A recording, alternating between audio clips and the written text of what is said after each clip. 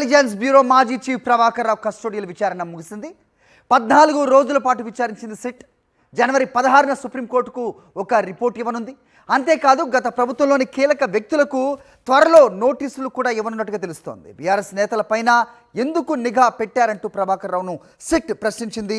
పునర్నియామకం ఎందుకు చేశారని కూడా ప్రశ్నించింది. కేసీఆర్ను అడగాలంటూ ప్రభాకర్ రావు సమాధానం చెప్పినట్టుగా తెలుస్తోంది. ఉద్యోగ విరమణ తర్వాత 2 సార్లు పొడిగింపుపై సిట్ అనుమానం వ్యక్తం చేసింది.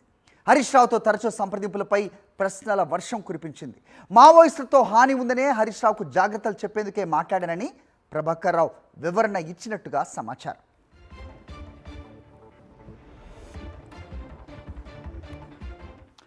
రైట్, ఇదే అంశంపై అప్డేట్స్ మా కరెస్పాండెంట్ అమర్ని అడిగి తెలుసుకుందాం. అమర్, చెప్పండి. సో చాలా అంశాలపై విచారణ జరిగినట్టుగా దానికి సమాధానం ఏ రకంగా ఇచ్చారో మనం చూస్తున్న ప్రభాకర్ రావు. ఏం జరుగుతోంది? అయితే 16న ఒక నివేదిక ఇవ్వనుంది సుప్రీంకోర్టుకు సిట్. సో ఏంటి మీ దగ్గర ఇన్పుట్స్?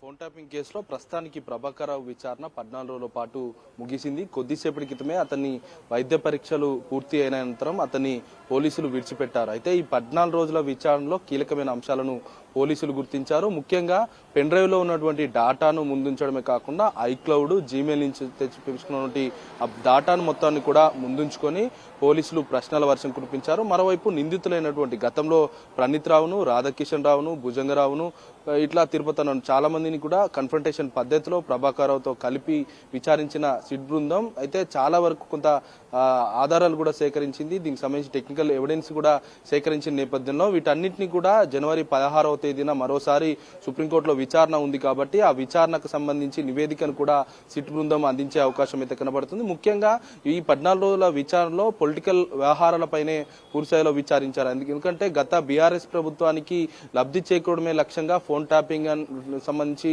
అస్త్రాన్ని ప్రయోగించారన్న అంశానికి సంబంధించి పూర్తిగా సిట్ అధికారులు కీలకమైన ప్రశ్నల వర్షం కురిపించారు. ముఖ్యంగా చూసుకుంటే ఏదైతే రీఎంప్లాయ్మెంట్, ఏదైతే 2 సార్లు కూడా అతని రిటైర్మెంట్ అయిపోయినాక కూడా రీఎంప్లాయ్మెంట్ ఇవ్వడాన్ని కేసీఆర్ కు సంబంధించిన పేరు ప్రస్తావిస్తూ కూడా దీనికి సంబంధించి సిట్ అధికారులు ప్రశ్నిస్తే కేసీఆర్ నే సమాధానం ఇవ్వాలి, కేసీఆర్ నే క్వశ్చన్ చేయాలంటూ కూడా ప్రభాకర్ రావు చెప్పినట్టుగా తెలిసింది. అయితే హరీష్ రావు వ్యవహారంలోనూ కూడా హరీష్ రావుకు సంబంధించి చాలా సార్లు కాల్ చేశారు. కాల్ చేసిన సమయంలోనే మావోయిస్టులు అతను సంబంధించి థ్రెట్ ఉందనే అంశానికి సంబంధించి చాలాసార్లు మాకు కాల్ చేశారంటూ కూడా ప్రభాకర్ రావు చెప్పిన నేపథ్యంలో అయితే మరికొద్ది రోజుల్లోనే రాజకీయ ప్రముఖులకు నోటీసులు ఇచ్చి విచారించేందుకైతే ఒకవైపు సిట్ సిద్ధమవుతుందని చెప్పుకోవచ్చు. Hari, alright, thanks for the inputs.